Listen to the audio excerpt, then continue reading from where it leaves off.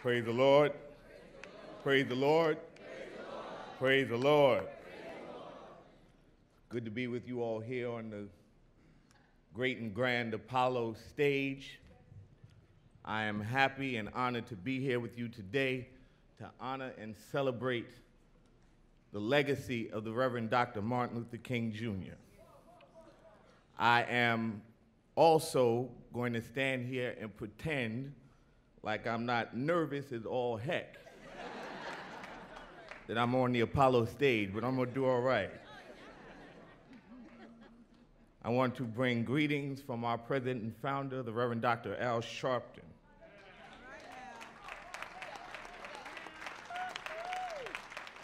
As a minister of the gospel of Jesus Christ, I am charged to bring forth the truth. And in that, I am charged to bring it forth irrespective of persons. So I come today to lay forth two challenges. And since judgment begins at the house of God, I will start right there. A question to my brothers and sisters in the pulpit: are you Pharisees or are you a prophet? We are living in the time of a wicked king, and the church is largely silent in the face of this wickedness. As the moral compass of the nation and the voice of God, you are shaming the legacy of Dr. King, standing silently by while my brothers and sisters and your children are being slaughtered in the streets. Where is the church? It is time to step out of your powerless pulpits and step into the streets and protect our children from the wickedness that is set before them. We have a wicked king that looks to devour our families and our communities. Where are the prophets of the people? We have a wicked king that wishes to tear apart millions of people's lives for the benefit of the few. Where are the people's prophets? Take off your cowardly collars and put on your marching boots and get into the streets and let us preserve life.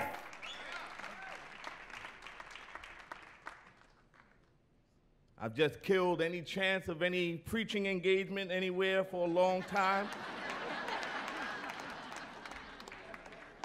But that's all right. I'm going to sleep well tonight.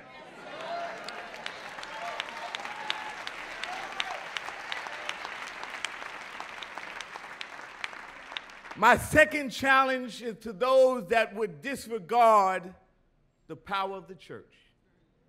There are people in our generation, I'm a Gen Xer, a proud Gen Xer.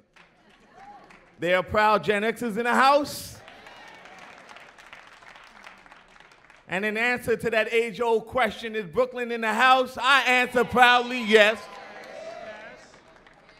But to those in my generation and those who are coming behind who question the place and the power of the church, let me remind you of our history.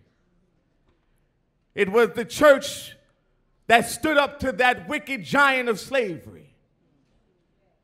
It was the abolitionist movement that was built around some slaves that used to sing some spirituals in the forest. It was the church that slayed Jim Crow. It is the church that has the grandest history of slaying wicked kings and giants. I understand the frustration. Where are they today? But my challenge to you is not to discard the power that has existed and still resides in our community because a few have shamed their calling. There's nothing more fanatical. There's nothing more radical. There's nothing more progressive than people willing to say, I'm going to lay my life on the line and stand in the gap between wickedness and humanity and say, you shall not pass. That is the highest calling. And do not confuse my willingness to turn the other cheek for weakness. It's a greater strength than you can ever know to say to someone that would bleed you to death, you have no power here. Justice reigns supreme.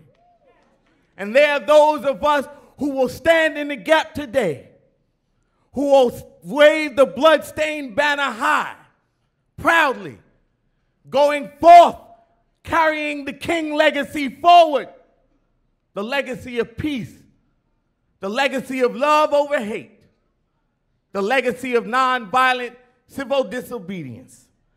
For it is in the sacrifice of peaceful love that we shall overcome wicked hatred and defeat a wicked king.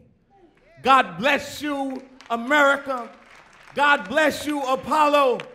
Let us go forward. No justice. No justice. No justice.